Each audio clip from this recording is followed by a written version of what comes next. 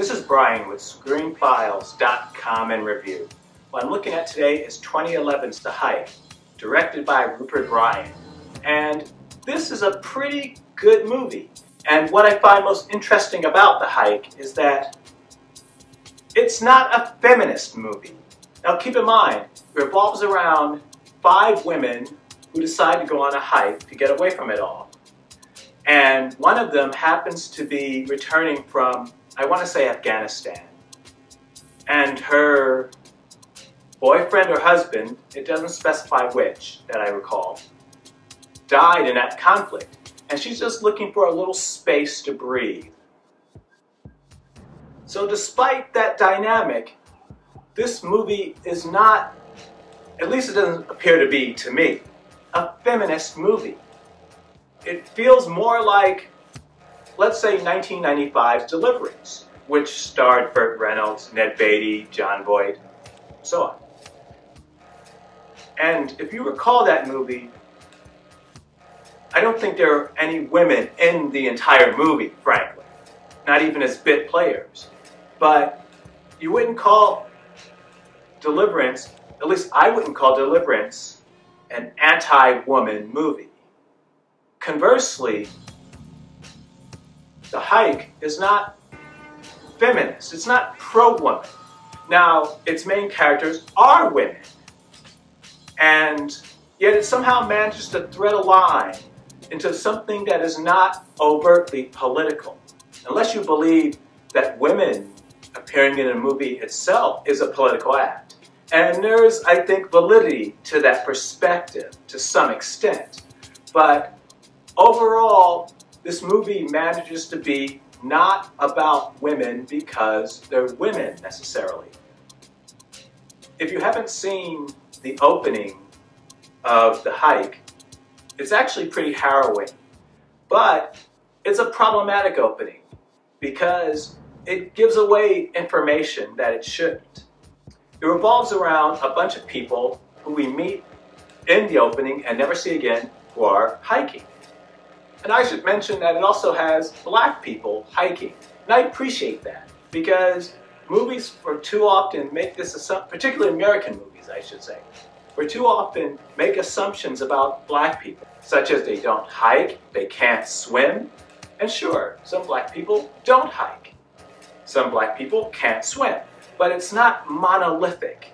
So I appreciate The Hike in just having black people hiking. It's kind of neat. Though in any case, with this opening, you see, I want to say maybe 4 to 5 people being killed by unseen killers. Now the thing is, the way it's shot, you can tell that there are multiple people doing the killing. The point of it being, it kind of narrows down the suspects. Because the killers pop up later in the movie, but it kind of kills the suspense a little bit. Because, as I said, from the amount of people that appear in the opening being killed, you know that it's not one person doing it. Impossible. There's no guns. It's very much knives and blunt impact. So, it's not one person. It's not 2.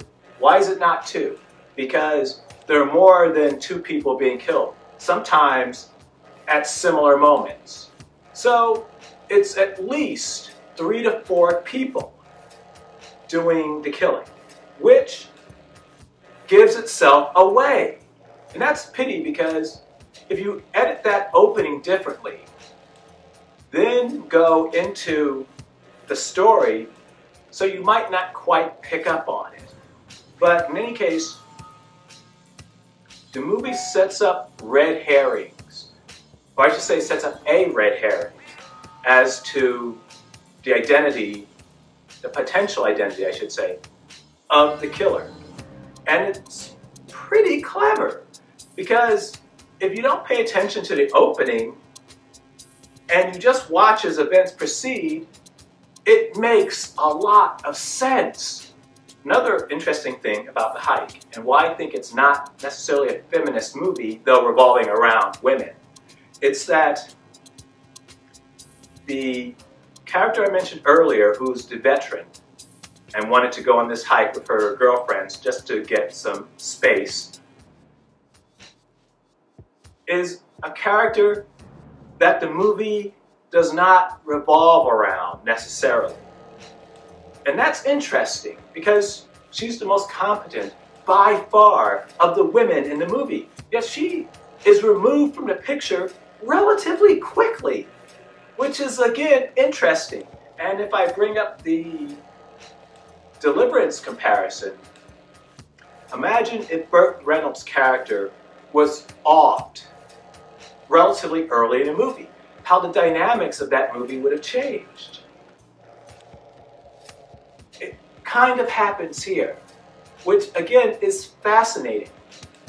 And the women that remain have to fight for their lives.